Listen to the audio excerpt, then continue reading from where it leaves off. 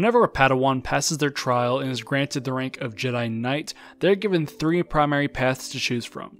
The path they choose will determine the role that they will serve as a Jedi and what their duties will be. This is Holocron Hub, and today we're going to be talking about the 3 types of Jedi and what their roles are.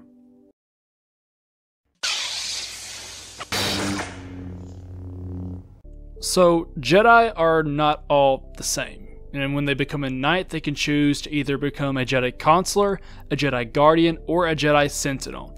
And each of these types of Jedi would take on a very different role. So let's start off with the Jedi Consular. Now, a Jedi Consular was a Jedi who focused less on honing their combat skills and more so trying to understand the Force and perfecting the art of diplomacy as well as meditation.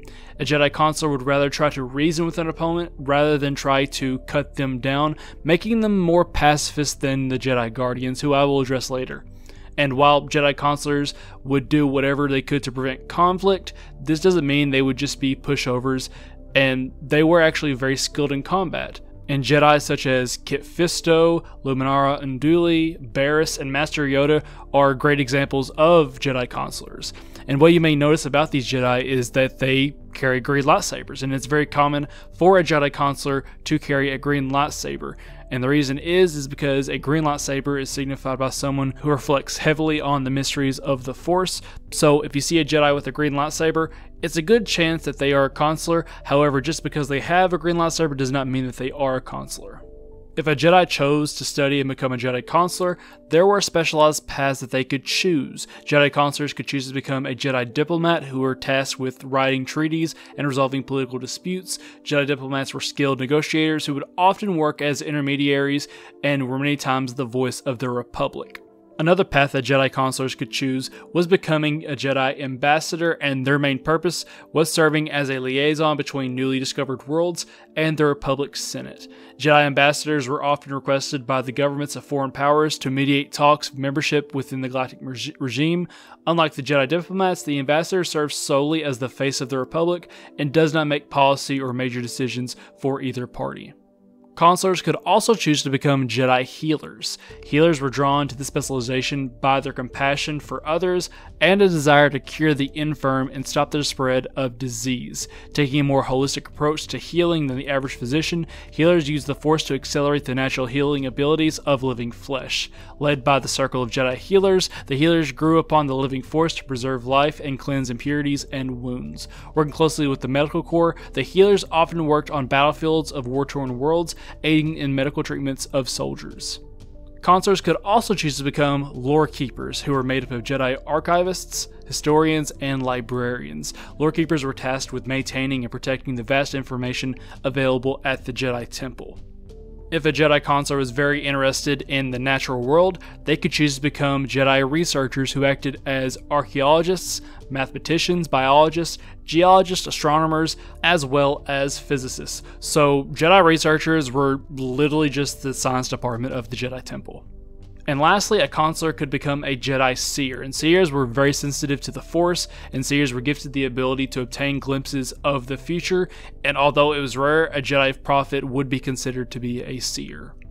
And so that about covers the Jedi Consulars. Now let's talk about the Jedi Guardians. Where the Jedi Consulars focused heavily on increasing their knowledge and the abilities with the Force, Jedi Guardians were trained heavily for combat. The Jedi Order's goal was not only to have a better understanding and a connection to the Force, but to be able to be the guardians of peace and justice for the galaxy. The Jedi Guardians training focused heavily on martial arts training, more so than the other 2 classes of Jedi. Jedi Guardians would often build their lightsabers using a blue kyber crystal, which signified them using the Force on a more physical level.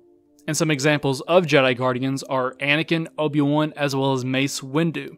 And just like with Jedi Consulars, there were some more specific paths that a Jedi Guardian could go down if they wished. One specialized path was the exotic weapons specialist, who would use a different weapon than was typically carried by the Jedi and would sometimes work with tools other than lightsabers to defeat their enemies. They would use weapons like double-bladed lightsabers, lightsaber pikes, or even whips.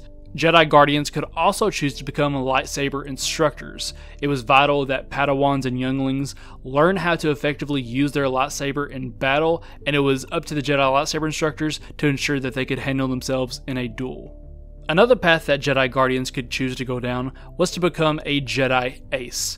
Organized under the Jedi Starfighter Corps, the Jedi Aces were highly adept pilots as well as dogfighters, piloting a variety of different starfighter models. Over the Order's history, those specializing as Aces used their battle awareness to increase their firing accuracy and precision far beyond what non-force sensitive pilots could ever achieve. Early on, the Aces served side by side with the Republic Navy, but after its dissolution, they worked closely with local defense fleets. And lastly, Guardians could choose to become Jedi Peacekeepers, who were the most common Guardian types that we see. The Jedi Peacekeeper were specialists in the art of policing the galaxy and ensuring that the laws of the Republic were enforced. And so that was the Jedi Guardian, as well as the specialized roles that they could take up. So lastly, we're going to be moving on to the Jedi Sentinels, and the Jedi Sentinels were sort of the middle ground between the Jedi Consulars and the Jedi Guardians. And a great example that I've found that describes how they would operate is that a Jedi Guardian would typically be someone that would break down a door. A Jedi Consular would be the type of person who would knock at a door, whereas the Jedi Sentinels would be the type of person to pick the lock. Jedi Sentinels would blend both schools to have great knowledge of combat as well as the Force, and they would be schooled on increasing their non-Force skills, such as being head of security, computers, stealth techniques, demolition, repair, or medicine. And Jedi Sentinels would typically use a yellow lightsaber. So a little bit more about the philosophy that the Jedi Sentinels would follow comes from the Jedi Path. Jedi recruiter Morit Chigali offers his philosophy of what it means to be a Jedi Sentinel, and I think he does a really good job at explaining what their role is.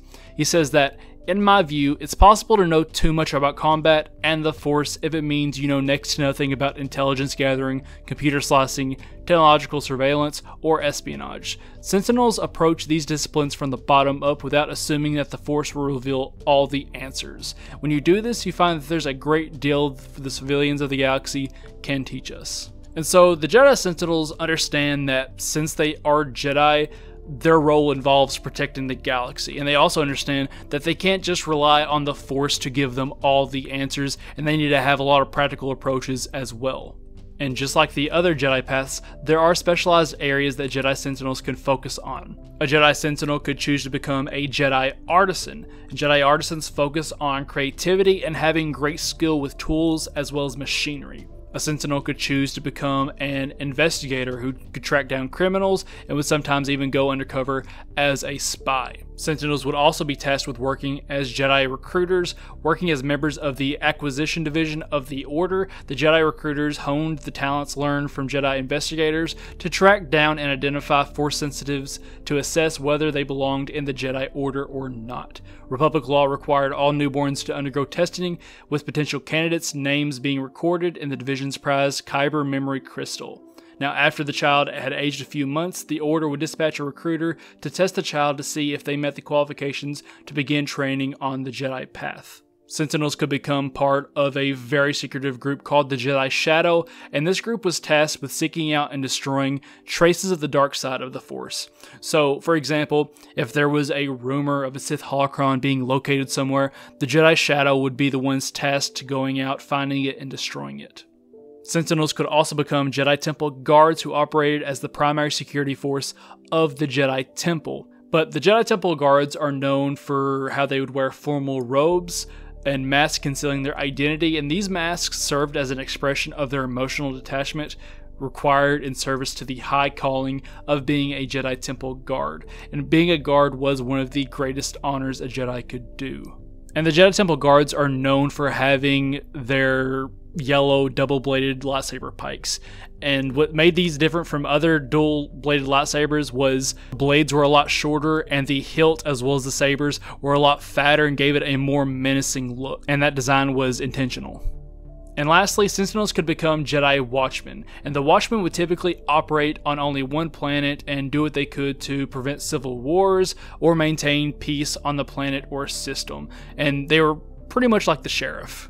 And so that's it. Those are the 3 types of Jedi and what their roles consist of. I really enjoyed making this video, so comment down below if there's another topic you would like to see me cover on this channel in this sort of depth. And comment down below, which path would you choose? Would you want to focus on studying the mysteries of the Force like a consular? Would you want to be a peacekeeper like the Guardians? Or be a jack of all trades like the Sentinels? So let me know down below, I would love to hear from you guys. And so that's it for today. If you enjoyed the video, go ahead and leave it a like. That lets me know that you enjoyed it and actually helps me out a lot with YouTube algorithm.